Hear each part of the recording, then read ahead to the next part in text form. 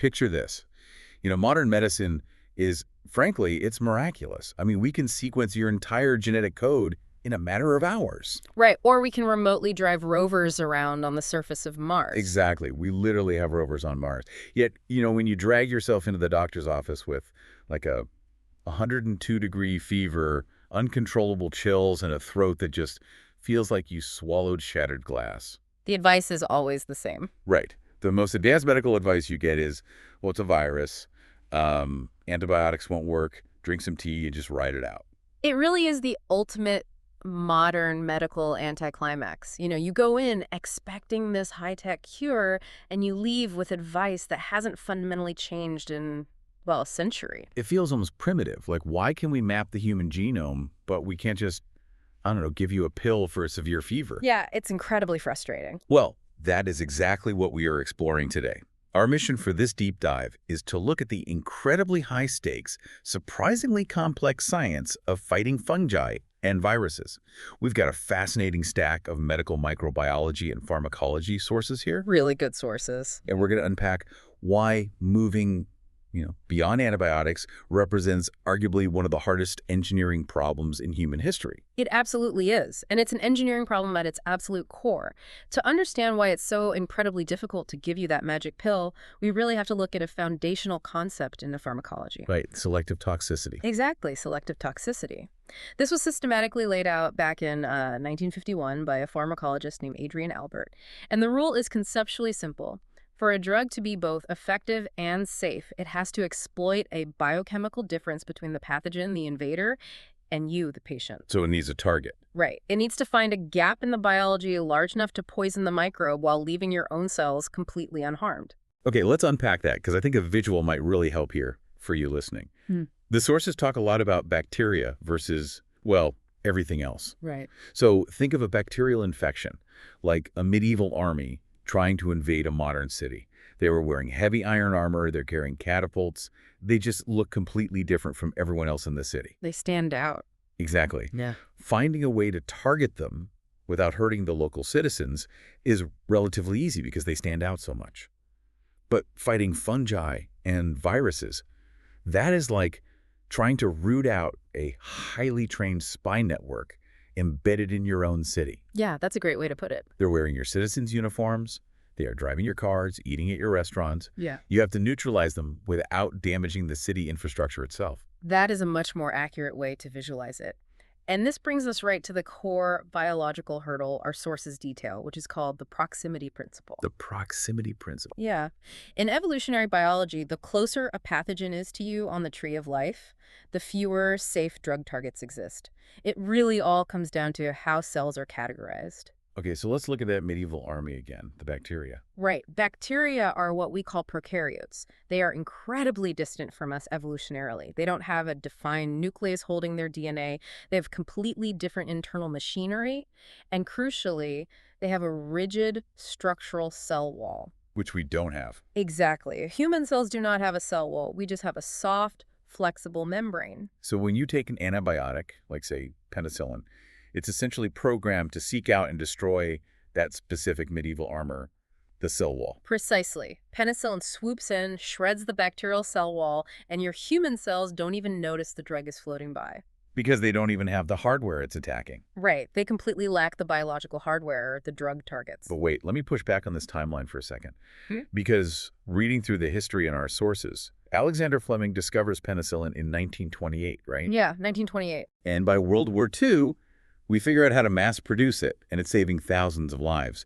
It seemed like a total miracle. Oh, it was a total miracle for the time. So why didn't the pharmaceutical industry back then just, pivot that same success to fungi and viruses? Did they just not understand these biological differences yet? Well, what's fascinating is that the sheer overwhelming success of penicillin actually created this massive blind spot in medicine. Really? A blind spot? Yeah. The antibacterial model, where you find a unique biological target, block it, and cure the patient overnight, was so wildly successful that it became the only paradigm scientists wanted to pursue. Oh, I see.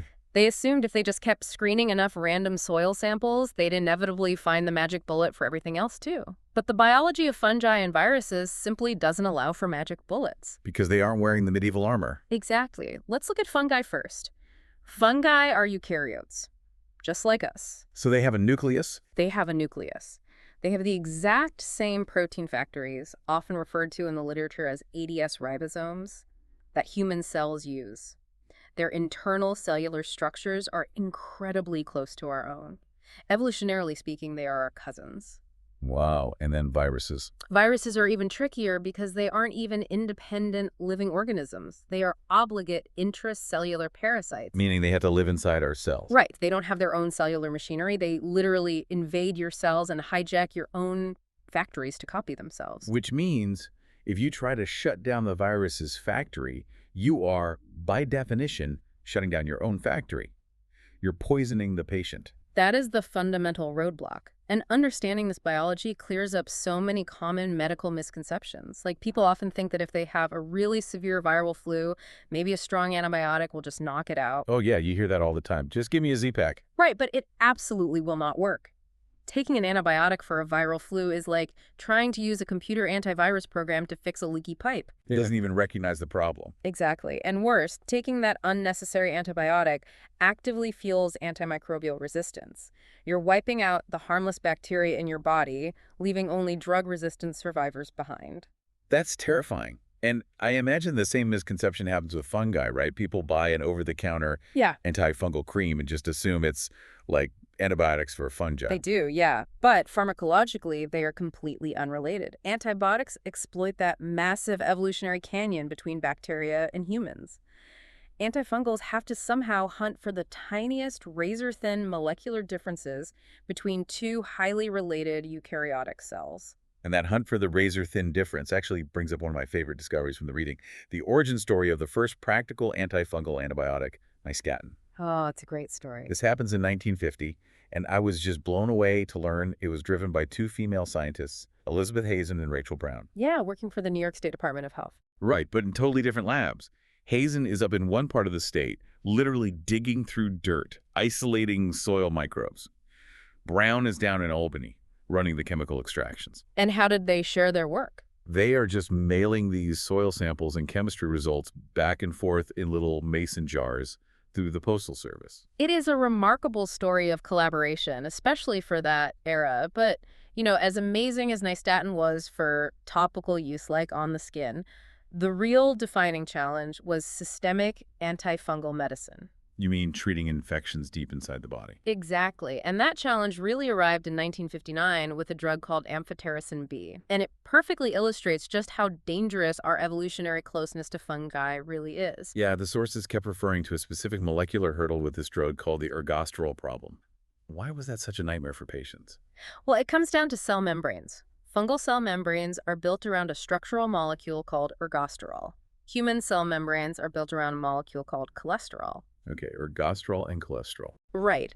Now, if you look at them under a microscope, these two molecules are structural twins. They are almost identical. Almost identical. Almost.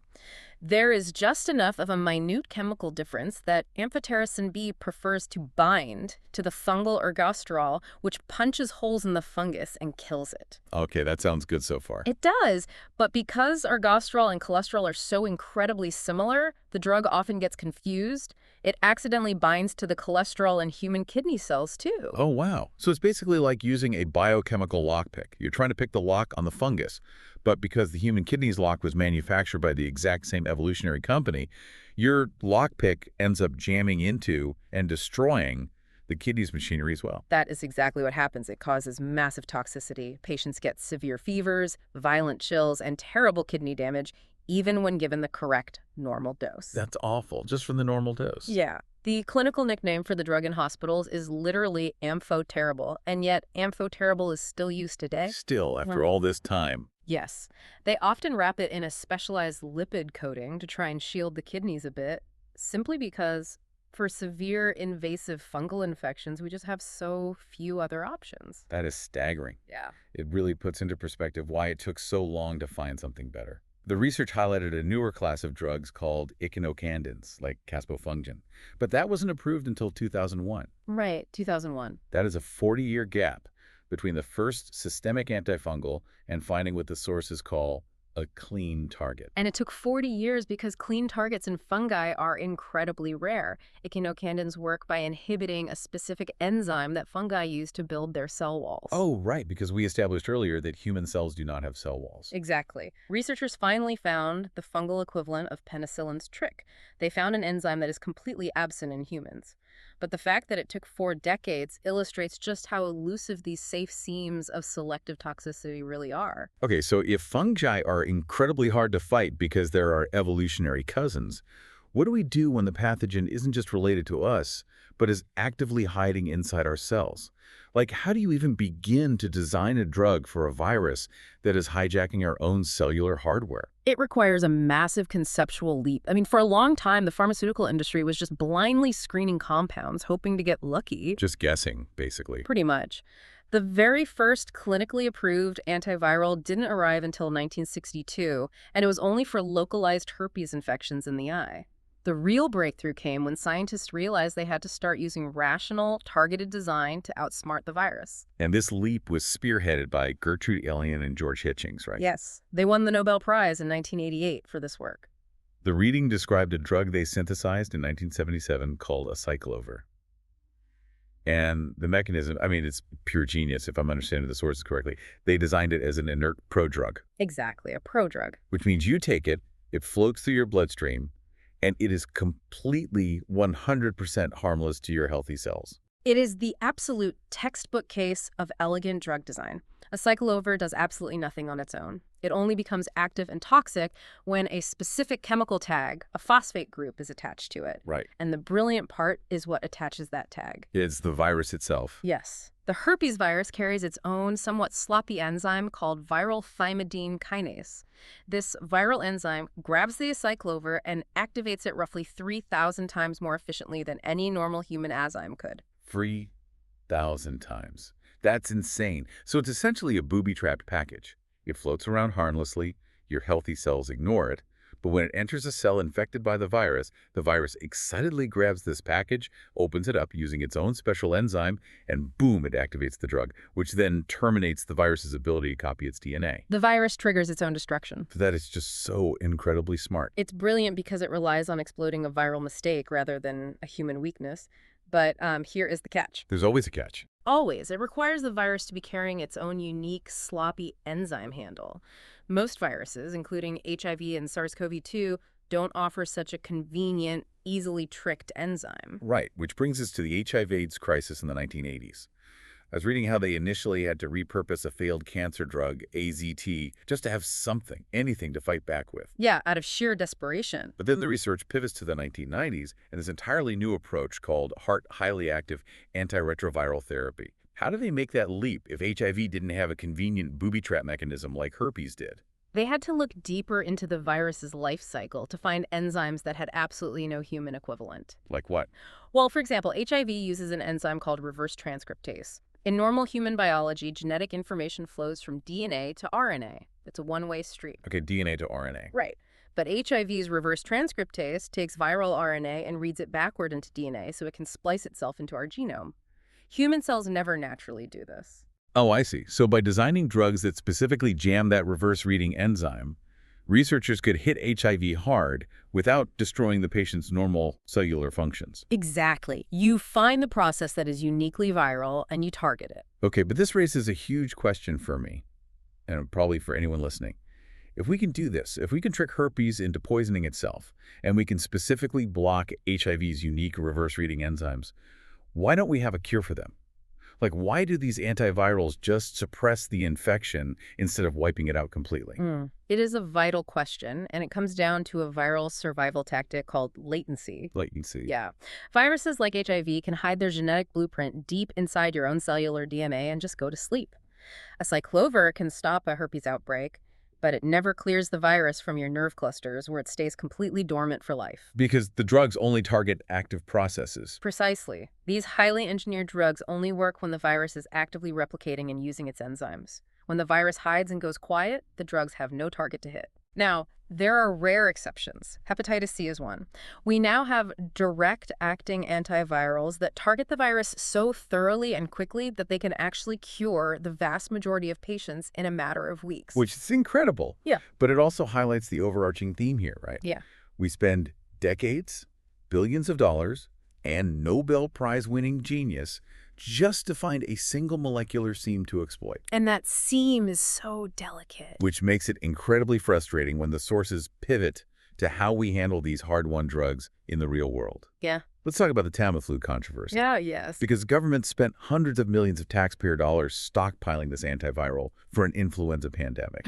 But when the actual data came out, how effective was it really? And to be clear, we were just looking impartially at what the data sources say here. Of course. And the data provided a very sobering reality check. The drug is called oseltamivir, known commercially as Tamiflu. It works by trying to block the virus from exiting an infected cell to spread to others. Okay. But for years, the manufacturer hadn't released all the clinical trial data. So an independent group, the Cochrane Collaboration, pushed relentlessly for transparency. They just wanted to see the raw data. Exactly. And when they finally got the complete data set in 2014, they found that while Tamiflu did shorten flu symptoms by about half a day to a day. Half a day, that's it. Yeah, about a day. And the evidence that it actually reduced hospitalizations or serious complications was remarkably weak. But reducing hospitalizations was the entire justification for government stockpiling it in the first place. It sparked this massive demand for all clinical trial data to be made public, not just the positive results, with the all trials movement. Right, which is a huge shift in medical research transparency. But for me, the most alarming real-world application in these sources wasn't about government stockpiles. It was about agriculture. The One Health threat. Yes. The research talks about this One Health threat. How exactly does spraying a crop field end up affecting a patient in a hospital? It is a profound demonstration of evolutionary pressure. See, in agriculture, farmers spray massive amounts of chemical fungicides to prevent crop diseases. The problem is, many of these agricultural sprays belong to a chemical class called triazoles. Okay, triazoles. And these are structurally very, very similar to the triazole antifungal drugs we use in human medicine to save lives. Wait, so we are essentially crop dusting the environment with our own human medicines? Precisely. And when you douse a field in these chemicals, you aren't just killing fungi, you're applying massive evolutionary pressure to the soil. Because something always survives. Exactly. The few fungal spores that naturally happen to have, say, a slightly thicker membrane or a mutated enzyme that blocks the chemical, those are the only ones that survive. They reproduce. And suddenly, the environment is full of resistant fungi. Wow.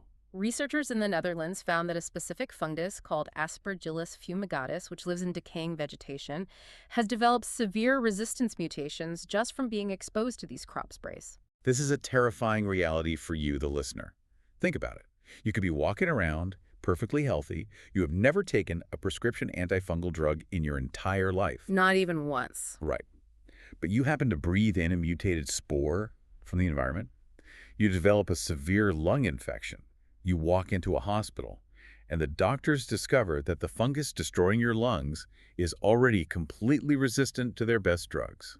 Not because of anything you did, but because of a crop duster miles away. It completely upends our traditional narrative of drug resistance. We are always told, take your antibiotics exactly as prescribed so you don't create superbugs in your own body. Right. Finish the whole bottle. Exactly. But with fungi, the superbugs are being forged out in the dirt before they ever enter a human host. And this environmental threat brings us to arguably the most alarming section of the research: climate change. Because we aren't just altering the environment with chemicals. We are fundamentally changing the temperature of the planet. And the pathogens are adapting to that too. Yeah. Fungal diseases are this massive, often ignored blind spot in global health. I mean, they kill millions of people annually, a death toll on par with tuberculosis. That's huge. Yet they receive a tiny fraction of the research funding. It wasn't until October 2022 that the World Health Organization even published its first ever fungal priority pathogens list. 2022. We've had rovers on Mars for decades, but we just got a list of priority fungi in 2022. That is wild. It is shockingly late to the game, and one of the most concerning pathogens on that critical list is a yeast called Candida auris. Yeah, the reading on Candida auris reads like a sci-fi thriller. It was first discovered in a patient's ear canal in Tokyo in 2009. Very recently. Right. It is highly resistant to multiple classes of drugs. It spreads rapidly, and it can survive for weeks on cold, hard hospital surfaces. But the theory on why it suddenly emerged out of nowhere in 2009 that blew my mind. It centers on a hypothesis by a microbiologist named Arturo Casadevall. See, for millions of years, mammals have had a built-in natural defense mechanism against environmental fungi, our body heat. Our internal temperature. Right. Our core internal temperature of 98.6 degrees Fahrenheit acts as a thermal barrier. Most fungi in the environment simply cannot survive at that high of a temperature. They prefer the cooler, damp soil. But because of global warming, the soil's getting warmer. Exactly. The warming climate is acting as a planetary-scale evolutionary pressure cooker. It is slowly selecting for environmental fungi that can survive at higher and higher temperatures. So they're adapting to the heat. Yes. Casadevall's hypothesis suggests that Candida auris may be one of the first fungi to have adapted to the heat well enough that it can now cross that 98.6-degree thermal barrier. It can comfortably survive and replicate inside the human body. So as the planet gets warmer, the fungi that survive the heat reproduce. And slowly, year by year, they learn to survive at temperatures closer and closer to human body heat. Until one day, our internal temperature is no longer too hot to protect us. That really puts the stakes into perspective. Now, to be fair, COVID-19 proved that when the global scientific community focuses all its resources, we can engineer solutions rapidly, right? Oh, absolutely. The pandemic compressed years of antiviral development into months. We saw incredible advancements in monoclonal antibodies that attacked the virus's spike protein directly, completely bypassing the whole hijacking the cellular factory problem. It was an incredible feat of engineering. But we cannot afford to ignore these slow-moving fungal and viral threats. Because they're not going away. We truly cannot. We have vastly growing populations of people who rely on modern medicine to survive. Organ transplant recipients, cancer patients undergoing chemotherapy, people managing autoimmune diseases. People with suppressed immune systems. Right. For all of these individuals, a simple viral or fungal infection isn't just a nuisance, it is potentially fatal. These incredibly narrow biochemical margins, like hunting for the tiny structural differences between a fungal cell membrane and a human kidney, or trying to design a booby-trapped molecule to disarm a virus, hijacking your own ribosomes. Yeah. They aren't just abstract trivia for a pharmacology textbook. No, they're not. They are active, daily public health constraints that dictate the survival of millions of people. It demands a complete shift in how we view medicine. We have to stop viewing the antimicrobial era as a solved problem left over from the golden age of penicillin. The easy targets are gone. The medieval armies are defeated. We are now fighting the embedded spies. We started this deep dive talking about the illusion of the easy cure. You know, that expectation you bring into the doctor's office, hoping a simple pill will magically wipe out whatever's making you sick. The magic bullet. Right. But as we've explored today, our shared eukaryotic biology with fungi and the brilliant hijack tactics of viruses mean that fighting them without destroying ourselves requires incredibly delicate, painstaking engineering. It's an immense challenge. From Elizabeth Hazen mailing dirt in mason jars across New York to the brilliant design of a cyclovir exploiting a viral mistake, moving beyond antibiotics is a monumental task. It really is. And as we navigate this incredibly complex post-antibiotic era, I would like to leave you with a final thought to mull over regarding that thermal barrier hypothesis we discussed. Oh, I like where this is going. If human body heat was our primary natural evolutionary shield against the fungal kingdom for millions of years, Right. and climate change is slowly forcing fungi to adapt to higher and higher temperatures to survive, what happens to our natural immunity when the environment outside becomes just as warm as the environment inside? A chilling thought, despite the heat. Yeah. Thank you so much for joining us on this deep dive. The next time you're sitting on that crinkly paper in the doctor's office and they tell you, it's a virus, just write it out, you will know exactly the immense molecular mountain scientists are trying to climb to get you a better answer. Keep questioning the science behind the prescriptions you take, and we will see you next time.